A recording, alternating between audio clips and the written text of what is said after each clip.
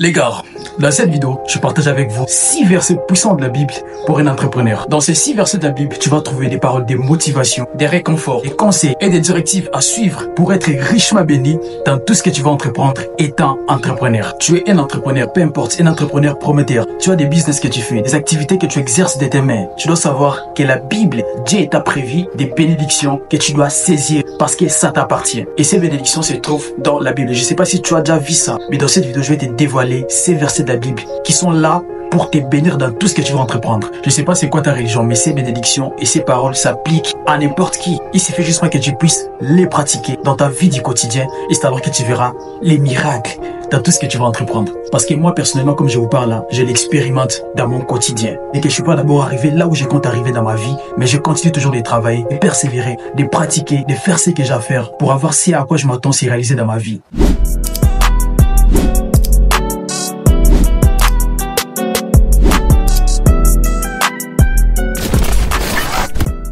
Alors, les premiers versets des bénédictions pour toi étant entrepreneur, c'est Proverbe 16, le verset 3. Dans ce verset, la Bible dit qui recommande tes œuvres à l'Éternel et tes projets réussiront. Les gars, ce verset illustre l'importance de pouvoir partager avec Dieu tout ce dont tu comptes entreprendre dans ta vie. Toi, étant entrepreneur, tu es visionnaire, tu as des idées, des projets et tout ce que tu fais. Tu dois avoir le temps de pouvoir partager cela avec ton Créateur. Parce que tout ce que tu fais, il te voit. Mais il a ces besoins-là que toi, tu puisses lui dire qu'est-ce que tu comptes faire avec lui. Il puisse mettre sa main là-dessus et te bénir dans ce que tu vas entreprendre. Vous savez, les gars, moi, dans tout ce que j'entreprends, lorsque je suis prêt à lancer un business, lorsque je suis prêt à faire une activité, même lorsque je compte sortir pour aller faire mes trucs et tout, je recommande toujours mes œuvres entre les mains de Dieu parce que c'est lui qui m'a dit de le faire. Je lui dis toujours, Seigneur, tu dis dans ta parole que nous puissions recommander à toi nos œuvres et c'est alors que nos projets réussiront. Voici, je viens devant ta présence, Seigneur, avec mes œuvres, avec les projets que je compte lancer. Et vu que dans ta parole tu as dit que si nous les recommandons entre tes mains, nos projets réussiront. Alors Seigneur, tu es censé me bénir. Et vous savez les gars, Dieu n'est pas ennemi pour parler, mentir et faillir. Dieu ne se retourne jamais à deux fois sur sa parole. Lorsqu'il te promet une chose, peu importe l'état que cette chose la prendra, ça finira par se réaliser parce que jamais Dieu peut être traité de menteur. Il faut juste que tu puisses avoir la persévérance et tu puisses avoir cette foi, cette certitude que vu que c'est lui qui t'a promis, ça sera réalisé frérot. Donc à partir d'aujourd'hui, dans tout ce que tu vas entreprendre, lorsque tu comptes lancer un business, tu comptes investir dans un projet, tu comptes lancer une activité, peu importe que cela puisse être quoi, je sais moi, tu dois avoir la capacité de pouvoir recommander tes œuvres à l'Éternel ton Dieu,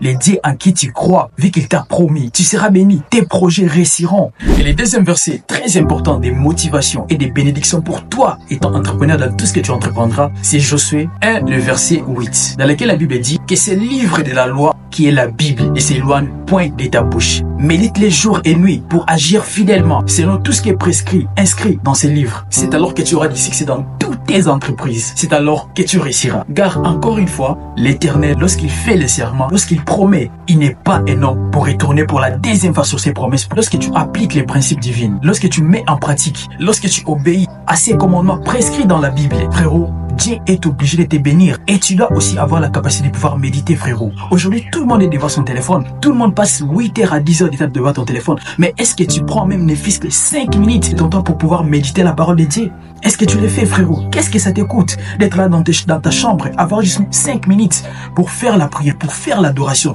pour être en contact avec cet être spirituel qui te fait tant de promesses qui sont merveilleuses pour ta vie, pour ta réussite? Qu'est-ce que cela t'écoute frérot? Pourtant, tu consacres 10 heures à 5 heures de temps chaque jour devant ton téléphone. Tu veux la réussir dans tout ce que tu entreprends. Tu veux avoir des succès dans ce que tu fais. Tu veux percer dans ton domaine, frérot. Tu dois apprendre à pratiquer les principes inscrits dans la Bible.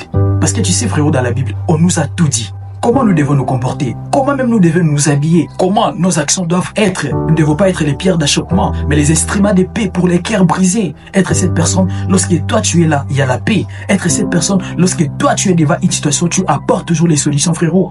Tu sais que la Bible fait de toi. Tu dois apprendre à agir fidèlement selon tout ce qui t'est inscrit dans ces livres. Et c'est alors que tes projets réussiront. C'est alors que tu auras du succès dans tout ce que tu entreprendras. Ce sont des bénédictions qui sont faites pour toi. Ce sont des promesses qui sont pour toi. Alors frérot, tu dois apprendre à les arracher, à se procurer de ça parce que ça t'appartient. Alors à partir d'aujourd'hui, la vie de la prière, la vie de la consécration, la vie de la méditation doit devenir une partie de ta vie. Et le troisième verset de la Bible, dans lequel on te promet des bénédictions pour toi étant entrepreneur dans tout ce que tu vas entreprendre, c'est Genèse 3, le verset 19, dans lequel la Bible nous dit, c'est à la sueur de ton visage que tu mangeras du pain. J'aime trop ces versets. Jusqu'à ce que tu retournes dans la terre d'où tu as été pris, car tu es poussière et tu retourneras dans la poussière. Vous savez les gars, lorsque la Bible nous dit que c'est par la sueur de ton visage que tu mangeras du pain, ne cherchez pas trop loin les frérots. Vous savez juste dire que tout ce que tu fais, toute activité que tu exerces dans ta vie, tant que tu sors de la sueur, tant que tu fais des choses, tant que tu mets des actions qui te permettent à ce que tu puisses subvenir à tes besoins, tu honores d'abord la parole de Dieu, tu respectes les principes divins qui consistent à travailler pour se nourrir soi-même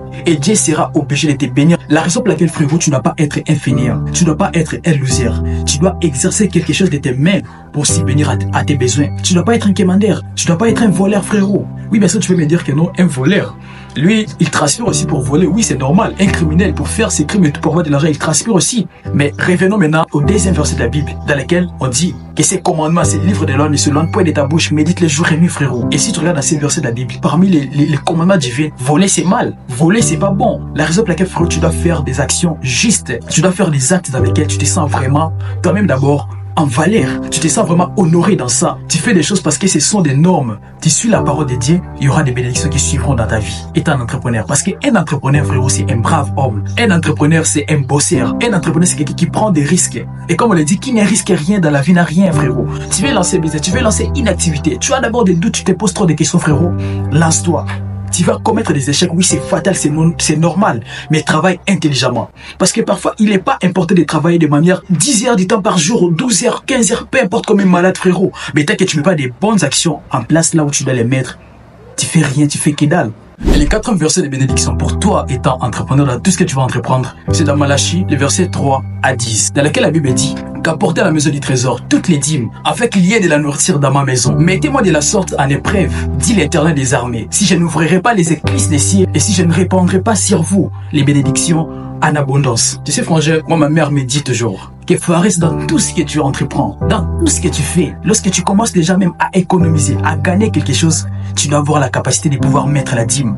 La dîme, frérot, c'est un pouvoir. Je sais pas si vous avez déjà lu le livre La chèvre de ma mère, de Ricardo Kanyama, L'homme le plus riche de Babylone. Vous allez voir que toutes ces personnes-là ont compris ces principes de pouvoir mettre la dîme.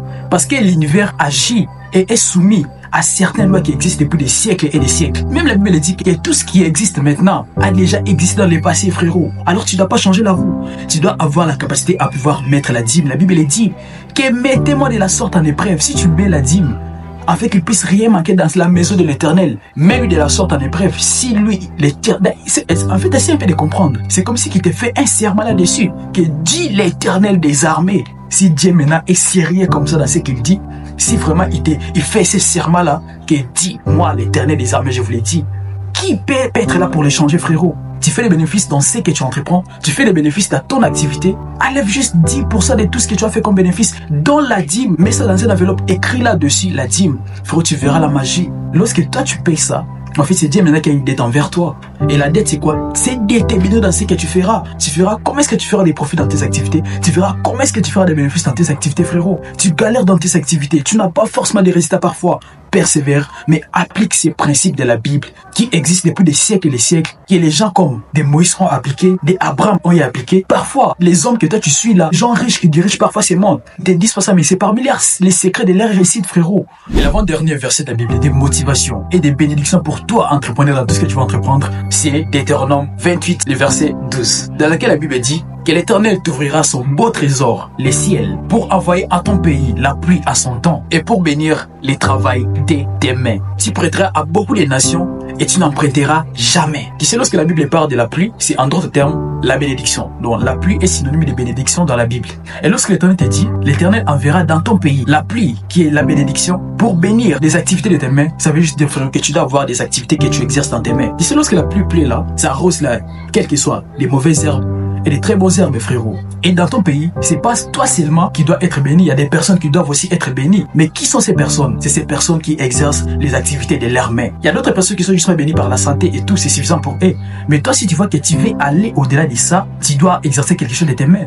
Tu dois avoir une activité que tu exerces dans tes mains. De façon à ce que lorsque l'Éternel viendra verser sur la terre ces bénédictions qui est la pluie, que tu puisses être béni aussi dans tes activités. Parce que comment veux-tu être béni lorsque tu n'as pas quelque chose que tu exerces? Même la Bible dit qu'à celui qui a, on l'ajoutera quelque chose. À celui qui n'en a pas, on retranchera même le peu qu'il a là, frérot. L'exemple laquelle tu dois vraiment avoir la notion de pouvoir entreprendre quelque chose de tes mains. Et toi, étant entrepreneur, j'espère et je crois que tu as des activités que tu exerces, frérot, tu seras béni. Et le 6e verset de bénédiction pour toi étant entrepreneur, c'est Proverbe 3, des versets 5 à 6, dans lequel la Bible dit que confie-toi à l'Éternel de tout ton cœur et ne t'appuie pas sur ta sagesse. Ne sois point sage à tes propres yeux, mais crains l'Éternel et détourne-toi du mal. Mais c'est parfois on a l'impression, vu qu'on s'y connaît un peu trop avec la modernité et tout, on connaît les téléphones, la technologie, parfois on a l'impression que Dieu, en fait, il ne sait pas trop de choses dans tout ce que nous on fait là et tout.